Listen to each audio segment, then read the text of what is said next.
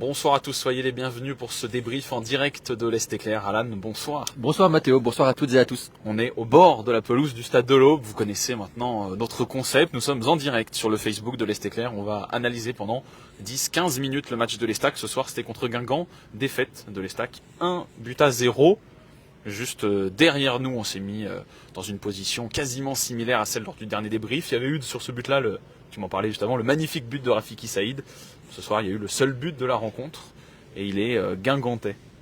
Ouais, un but en début de seconde période, durant un moment, peut-être le seul moment, flottement d'ailleurs, de l'Estac ce soir. Guingamp en a profité, il a su concrétiser son occasion, peut-être même la seule, peut-être l'une des deux seules occasions guingampaises, et l'Estac a eu autant, voire plus d'occasions que Guingamp, mais elle n'a pas su concrétiser ces grosses situations. C'est ce qui aujourd'hui fait un peu la différence entre l'Estac et ces équipes-là du top 5, puisque un constat similaire pouvait être fait après les matchs contre Paris FC et Lorient, où le score était aussi de 1-0. Voilà, trois équipes du top 5 qui n'ont pas forcément montré une énorme supériorité par rapport aux Troyens, mais par contre qui ont gagné par un surplus d'efficacité. Ils ont su forcer leur destin. Puis voilà, de maîtrise aussi. Moi, j'ai senti maîtrisé. Ouais, surtout à 1-0, parce que honnêtement, je trouvais que c'était déjà un bon match de Ligue 2. Avec de l'intensité, c'était assez équilibré. Alors j'ai pas les fameuses expected goals dans ma mémoire, dans ma tête, mais effectivement il y avait un peu plus de maîtrise avec de Guingamp à 1-0, en gérant le tempo, sans trop reculer non plus. Ouais.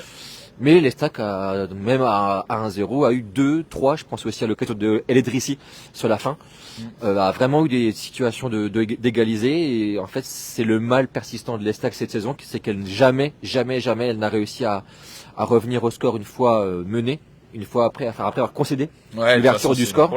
Et c'est ces petits matchs nuls grattés ici et là, qui n'ont pas été grattés pour le coup et qui manquent aujourd'hui à cette équipe. Tu parlais du top 5, on a regardé juste avant de lancer, mais l'Estac est ce soir à 12 points du top 5 et 12e de Ligue 2. Elle a intégré pour la première fois de la saison le top 10 la saison passée, et là elle est 12e ce soir. En fait, l'Estac avait l'occasion ce soir de, pour la première fois, être plus proche du top 5 que de la 16e place.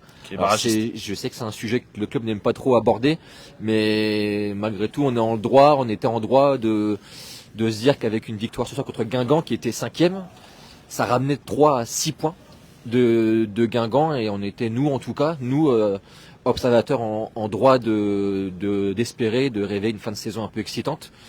Là, l'Estac n'a jamais abordé ce sujet, de viser plus haut que le maintien.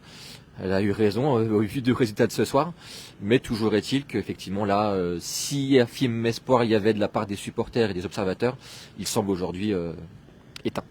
Si vous nous suivez, vous connaissez notre composition habituelle à nous. Je parle pas de celle de l'Estac, je parle de la nôtre. Je suis en zone mixte. C'est les titulaires qui sont là, mais je parlais plutôt des postes. Moi, je suis en zone mixte après le match. Du coup, il y a les joueurs qui passent. Toi, tu es en conférence de presse. Mais là, il y a l'entraîneur guingampais Sylvain Ripoll qui est passé en zone mixte pour répondre aux questions de nos confrères. Et il a dit, on est venu à 3, on savait que ça allait être compliqué. Donc, évidemment, le match a été compliqué. On est content de sortir avec la victoire, mais c'était équilibré pour reprendre de manière approximative ses propos. Donc, ça montre bien que il a le même ressenti que nous, un match équilibré. Ouais, il était passé aussi en conférence de presse juste avant, et où j'étais, donc comme tu l'as dit, il a aussi ajouté que ils avaient réussi à gagner ce match par un autre registre que ce qu'ils font habituellement, c'est-à-dire en proposant une structure défensive très bien rigoureuse, très bien qui a bien contré et posé le problème à l'attaque troyenne. Donc preuve que cette équipe craignait l'Estac avec ses résultats récents. Voilà, honnêtement, c'est dur à analyser parce que en fait, ça se joue à des tout petits détails qui font la différence en fait entre une équipe du top 5 et une équipe de deuxième partie de tableau. Voilà, la suite maintenant, le prochain match, c'est dans 2 semaines. Il y aura d'abord la trêve internationale. On peut peut-être parler des joueurs qui vont en sélection. Alors 6 joueurs, vas-y, fais la liste, que je te dise, les 3 Comoriens. Toi, t'aimes bien regarder ça, t'as patience, les joueurs sélectionnés. Ouais. Les joueurs sélectionnés, plus que les joueurs même d'ailleurs. Et du coup, il y a les 3 Comoriens, Ismaël Boura, Youssouf Mchangama et Rafiki Saïd. Syria Kyrie, sélectionné pour la première fois avec le Burkina Faso. Il y a Abdoulaye Kanté avec les U20 de la Côte d'Ivoire et Mathis de Tourbet avec les U19 de l'équipe de France. Même on peut en ajouter un 7e si on ajoute Ivan Titi qui est prêté par les Stacks à Lommel, qui est lui aussi avec les U19 de l'équipe de France. Donc voilà, 6 Troyens, 7 en comptant Ivan Titi, qui vont partir donc en sélection. Aux dernières nouvelles, à moins qu'on en ait complètement oublié un, mais c'est ce qui, je pense qu'on. Ouais, ce qui est quand même pas rien pour une équipe de Ligue 2, ce qui est quand même pas rien, surtout là des joueurs importants. Hein. Tu parles de Hierrier et de Saïd. Bon, Kanté joue moins, Boura a été suspendu ce soir. De Tourbet n'était pas. Mchangama est important. Mchangama effectivement très important. Transition toute trouvée. Tu parles de Tourbet, il y avait un choix aussi là du staff de laisser de Tourbet à la disposition de la réserve pour aussi qu'il engrange du temps de jeu, pour pas le laisser trop longtemps sans jouer. Et alors, je t'en ai parlé en tribune de presse sur la fin de match, moi j'ai trouvé que les rentrants étaient plutôt des rentrants pour une équipe qui mène. Ouais, rapide. Et les Drissi, Assoumou qui ont besoin d'espace pour s'exprimer. Et là, quand tu es mené 1-0, ces joueurs-là, forcément, voilà, c'est pas la configuration idéale pour les faire rentrer. Bas en plus est rentré tard, Bas lui qui est plutôt un joueur de surface, donc plutôt à même d'être présent sur des centres, etc. Lui est rentré tard. J'ai trouvé qu'en fait le banc était un banc d'équipe voilà, qui menait au score, et là c'était l'inverse, et ça manquerait de créativité. Ouais, de joueurs capables de se débrouiller dans les petits espaces plutôt. Exactement. Parce que évidemment quand tu. Ouais, même si Guingamp n'a pas forcément non plus trop fermé le jeu une fois devant au score. Non, mais c'est à toi d'aller de l'avant. Même un Dong finalement, Dong qui est plus là. Donc c'est un joueur de percussion, mais qui peut dans les petits espaces aussi dribbler. Enfin, voilà, j'ai trouvé que ça manquait de créativité et sur le banc et même avant aussi, pendant le match, avant les changements où on n'a pas senti une équipe. Enfin, il y a le collègue Ludovic aussi qui était devant la télé, qui s'occupait du baromètre des joueurs, qui me disait les Stacks auraient pu jouer des heures sans marquer. Ouais, il y a quand même eu des grosses situations, mais c'est vrai qu'on n'a pas senti une équipe capable d'emballer le match. Aussi par fatigue, c'est ce qu'a aussi noté Stéphane Dumont.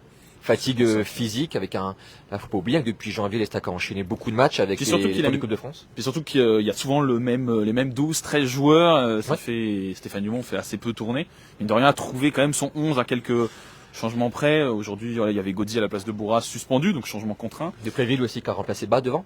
Voilà, le 9. Mais c'est vrai que même en Coupe de France, ça n'a pas beaucoup tourné, et voilà, c'est vrai que les joueurs étaient émoussés là physiquement. On n'a pas senti cette équipe, mais malheureusement, comme c'est le cas depuis le début, on l'a dit tout à l'heure, elle n'a jamais réussi à renverser une situation, ni même à égaliser après l'ouverture du score. Voilà, c'est ce qui manque aujourd'hui dans les points de les Stacks pour vraiment être au chaud pour cette trêve. Voilà, les Stacks, comme on l'a dit, 12e qui avait intégré le top 10 pour la première fois de la saison la semaine dernière. Bon, voilà, ce soir ils sont 12e, dépassés par Pau et par Ajaccio, il me semble. Après, dans le contenu, encore une fois, il n'y a rien de. Non. Voilà, il n'y a rien de très affolant. Puis comme tu l'as dit, c'est un club qui est 5e de Ligue 2 en face, qui avait. Honnêtement. Qui a été solide. 3, si tu regardes pas le classement de Ligue 2, tu vois ce match, tu te dis c'est deux équipes du top 6 de Ligue 2, quoi. Ouais. Et ça se joue à rien, et voilà, donc les Stacks qui sont 12e, il faut pas oublier d'où ils viennent évidemment. Mais voilà, je pense que le ventre mou est dû à déjà au début de saison complètement raté, et donc à ces quelques matchs nuls non grattés par l'équipe. Donc il y a des gens qui chantent de l'opéra, ouais. Voilà, très bien. Bon, on va vous laisser sur cette analyse-là, sur ce chant d'opéra. Je sais pas si vous l'entendez à travers nos micros. Peut-être juste la fin habituelle, mais ce qu'on va retrouver sur les plateformes. Ouais, peut-être pour parler donc t'as tes vidéos déjà que t'as faites en zone mixte. Paolo Gozzi et Junior Diaz qui ont livré au micro de l'Est Éclair, à ce micro-là, leur analyse du match. Donc voilà, ça sera dans quelques heures. Selon ma source, Paolo Gozzi a été très bon en zone mixte. Oui.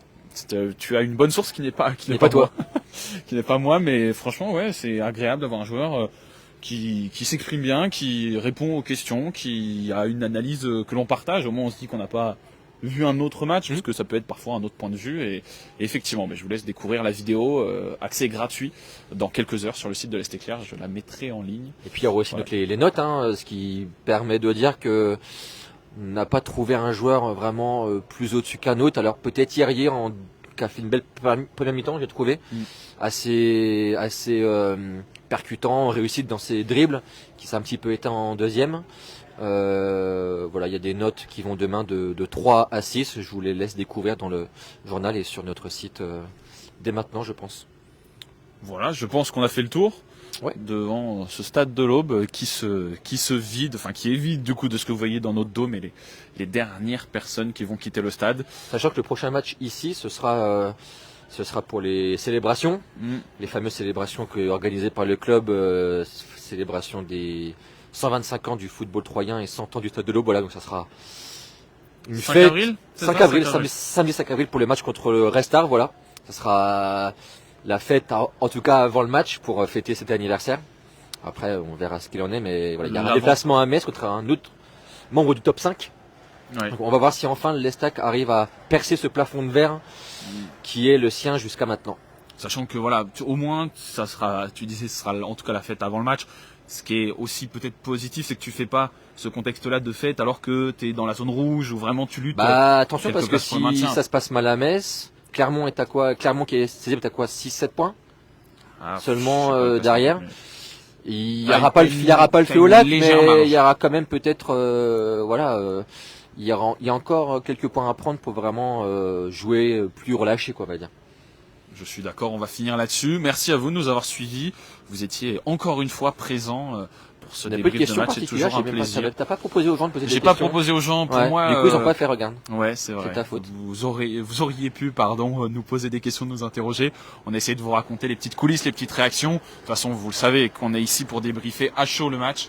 Mais tout se passe sinon sur le site internet de l'Est Éclair. Vous avez tous des articles quasiment quotidiens. Donc voilà, on vous laisse retrouver tout ça. Alan. Merci Bonne soirée à vous et à bientôt.